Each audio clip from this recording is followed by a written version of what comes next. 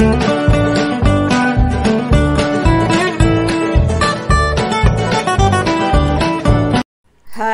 Hello friends, అందరికీ నమస్కారం అండి. ఇదిగోండి తిరుమల హిల్స్ పైన టెర్రస్ పైన మన గార్డెన్లో మొక్కలకి నీళ్ళు పట్టడానికి వచ్చాను. ఎంత ప్రశాంతంగా కనిపిస్తుందో చూడండి.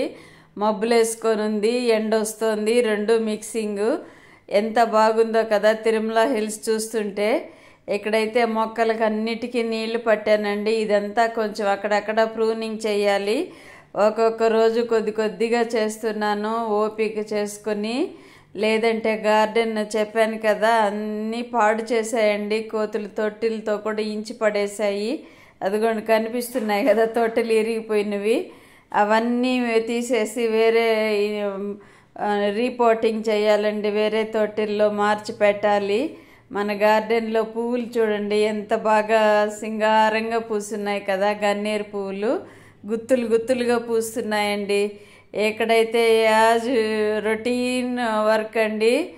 ఇదిగోండి బట్టలు మడుస్తున్నానండి. బట్టలు మడిచేసాను. నాడాలు ఊడిపోయింటే పావడ్లకి అన్నిటికీ వేస్తున్నానండి. ఏదో ఒక పని చేసుకుంటూ ఉంటే మనసు పనికిరాని ఆలోచనల వైపు వెళ్ళదండి. మీకేం ఆలోచనలు ఉన్నాయి అనొచ్చు మీరు.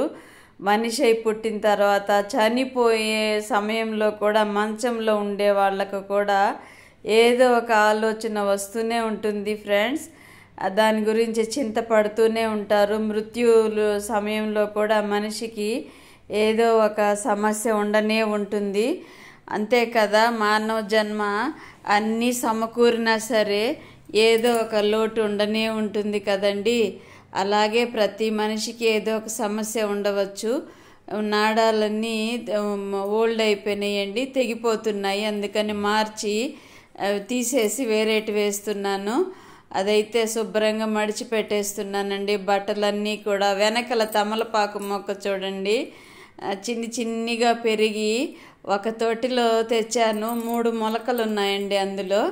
వాళ్ళు చూసుకున్నారో లేదో తెలీదు. వాళ్ళు కూడా గార్డెన్ నర్సరీ వాళ్ళు కూడా మొలకలు ఉన్నాయంటే మెల్లగా తీసేసి వేరే తొట్టిల్లో ఒక్కొక్క మొలకే పెట్టిస్తారండి. కానీ ఈ తొట్టిలో మొలకలు 3 ఉన్నాయి, చూసుకున్నట్టు లేరు. నేను అది చూసి తెచ్చేసాను ఫ్రెండ్స్.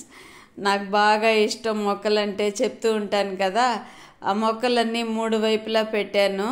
ఇటువైపు అయితే కాకరకాయ గింజలుంటే గుచ్చానండి. అది ఒకే ఒక మొలక వచ్చింది. అది పెంచుతూ ఉన్నాను. మెల్లమెల్లగా తీగ అల్లుకుంటూ ఉంది. దాన్ని ఎలాగ కొమ్మలు తెప్పించాలి, ఇంకా సైడ్ కొమ్మలంతా వచ్చేదానికి దానికి మంచి ఎనర్జీ ఫుడ్ ఇవ్వాలి కదా అని మొత్తం బియ్యం కడిగిన నీళ్ళు అవన్నీ పోస్తున్నాను ఫ్రెండ్స్. అలా పెంచుతూ ఉంటే కాయలు ఒక్క పిండి వచ్చినా సరే మనకు హ్యాపీ కదా. గార్డెన్ ఉండే వాళ్ళకి ఆ అనుభూతి తెలుస్తుంది ఫ్రెండ్స్, ఎవరికైనా కానీ. ఇక్కడ ఇటుపక్క మనీ ప్లాంట్ ఉంది. మనీ ప్లాంట్ని కూడా అంతా కట్ చేశాను, శుభ్రంగా పెట్టి తీగలు అల్లిస్తున్నానండి. కోతులు అవి కూడా లేత ఇగురులన్నీ తినేస్తున్నాయి ఫ్రెండ్స్. ఇంట్లో తలుపులు వేసుకొని ఉంటాం కదా, అప్పుడు వచ్చేసి శుభ్రంగా అవన్నీ తినేసి ఇగురులంతా కొమ్మలంతా ఇంచి పడేసి వెళ్ళిపోతున్నాయి. ఇక్కడైతే ఆకుకూర పప్పు ప్రిపేర్ చేస్తున్నాను ఫ్రెండ్స్. ఇది నిన్నటి వ్లాగు. ఆకుకూర పప్పు అలాగే దొండకాయ ఫ్రై అండి. దొండకాయ అయితే అటుపక్క వేపుతున్నాను. పెద్ద పెనం పెట్టాను చూడండి, ఫ్రీగా వేపడానికి అనువుగా ఉంటుంది. 1/2 కేజీ దొండకాయలండి. ఇంట్లో అందరము ఇష్టంగా తింటూ ఉంటాము. చెప్తూ ఉంటాను కదా, దొండకాయ, బెండకాయ, అరటికాయ ఇలాంటివి ఇష్టంగా తింటూ ఉంటారు పిల్లలు కానీ మేము కానీ. ఇదిగోండి టమోటా, పప్పు, ఆకుకూర కట్ చేశాను. పప్పు అయితే కడిగి పెట్టాను ఫ్రెండ్స్. పచ్చిమిర్చిలు కడిగి పెట్టాను. అన్నీ వేసేసి ఒక 2-3 వెయిట్లు రానిచ్చేసి మెదిపేసి పోపు పెట్టేయడమే ఫ్రెండ్స్. అంతే, అయిపోతుంది. ఈజీనే, చేయడం అయితే ఈజీనే, చేసే ఓపిక ఉండాలి. ఆ కొద్ది నిమిషాలు, ఒక్క 4-5 నిమిషాలు ఓపిక చేసుకొని వంటింట్లోకి వెళ్ళామనుకోండి, వంట రెడీ అయిపోతుంది. బద్దకించామంటే ఇంకా బద్ధకము. మనకు నోటికి రుచిగా వంట చేసుకొని తినాలంటే మనమే చేసుకోవాలి కదా. బయట తెచ్చుకుంటే ఎంత అవుతుందండి? ఈ మధ్య అందరూ కూడా బయట ఫుడ్లకు అలవాటు పడిపోయినారు, ఏవేవో తెచ్చుకొని తింటూ ఉంటారు. కానీ మనకైతే ఇంట్లో ఫుడ్డేనండి మాకైతే ఆరోగ్యాన్ని ఇస్తుంది. నాకైతే ఈ సయాటికా ప్రాబ్లం వల్ల ఒక్కొక్కసారి లేచి వండలేను అనిపిస్తుంది. కానీ చేసుకుంటేనే కదా రుచిగా తినగలుగుతాము అని ఓపిక చేసుకొని చేస్తాను. వెళ్ళి ఒక 5 నిమిషాలు అలాగా అటు ఇటు కలుపుతూ వస్తువులన్నీ సర్దుకుంటూ ఉన్నానంటే ఇంకా ఇంట్రెస్ట్ వచ్చేస్తుంది, చేసేస్తాను. అదిగోండి దొండకాయ ఇటు పక్క పప్పు పెట్టేశాను, ఆకుకూర పప్పు చెప్పాను కదా, రైస్ అటు పక్క పెట్టాను, అటుపక్క దొండకాయ ఫ్రై చేస్తున్నాను. ఫ్రెండ్స్, మీరేం చేస్తున్నారు వంటలు? నిన్నటి ఆకుకూర పప్పు ఈరోజు కూడా కొద్దిగా మిగిలింది, పచ్చళ్ళు అన్నీ వేసుకొని తురుము పచ్చడి, మరి గోంగూర ఊరగాయ ఇవన్నీ ఉన్నాయి ఫ్రెండ్స్. అవి ఈరోజు ఈ పూటకి అయిపోగొట్టేస్తున్నాము. ఇదిగోండి దొండకాయ ఫ్రైకి కొద్దిగా ఆయిల్ వేసి మినప్పప్పు వేస్తున్నానండి పోపుకి.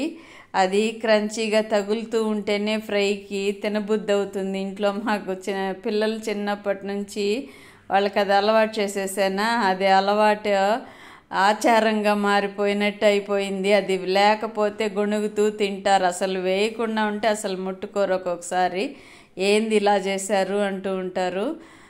అటుపక్క ఆలోచిస్తూ ఉన్నాను వంట ప్రిపేర్ చేస్తూ కూడా. ప్రతి ఒక్కరూ కూడా వండుకొని తినవలసిందే కదా. ఒక్క పూట అయితే బయట తెచ్చుకుంటాము, ఆ ఒక్క పూటకి అనారోగ్యాన్ని కోరి తెచ్చుకున్నట్టే బయట నుంచి ఫుడ్డు. ఈ మధ్య రేణిగుంటలో కూడా అటు ఇటు నీట్నెస్ లేదని 2-3 హోటళ్ళు మూసేశారండి. ఒకటైతే నాకు జామ్ హోటల్ అయితే నాకు తెలుసు, పేపర్లో కూడా గూగుల్ న్యూస్లో కూడా వచ్చేసింది. రేణిగుంటలో ఇలాగా జామ్ హోటల్ని క్లోజ్ చేశారు అని. ఇంకా అటుపక్క బజార్లో కూడా ఇంట్లో వచ్చిన వాళ్ళు చెప్తున్నారు, బజార్లో కూడా 2 హోటళ్ళు మూతేసేసారు అని. నీట్నెస్ కోసము ఎవరెవరు ఎన్ని రకాల ప్రయత్నం చేసినా సరే హోటళ్ళు అంటే అంతే కదండి, హడావిడి భోజనాలు, నీట్నెస్ ఉండదు, ఏవి శుభ్రంగా కడుగుతారో కడగరో తెలీదు. బయట నుంచి తెచ్చినా సరే విధి లేని పరిస్థితుల్లో ఆకలి వేసినప్పుడు కళ్ళు మూసుకొని తినేయడమే.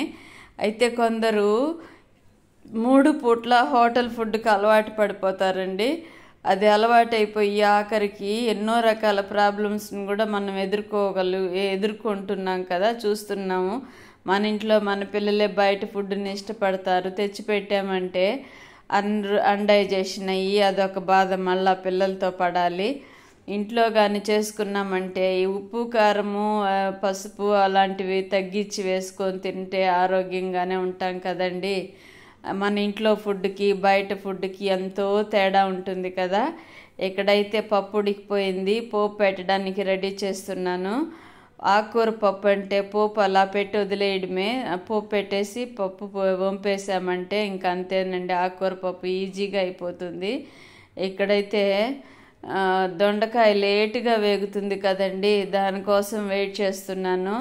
అప్పుడప్పుడు కలుపుతూ ఉండాలి. దొండకాయ చిమ్నీ వేసానండి, అయినా సరే సరిగా పీల్చుకోవట్లేదు, ఏంటో అది క్లీన్ చేయాలో ఏమో. మళ్ళా 1 మంత్కి 1 టైం చిమ్నీ క్లీన్ చేస్తున్నా కానీ అలాగా జిడ్డుగా అయిపోతుంది. ఆయిల్ ఫుడ్ ఎక్కువ అండి ఇంట్లో, కొన్నిసార్లు ఆయిల్ ఫుడ్ చేయాల్సి వస్తుంది ఎవరన్నా వచ్చినప్పుడు.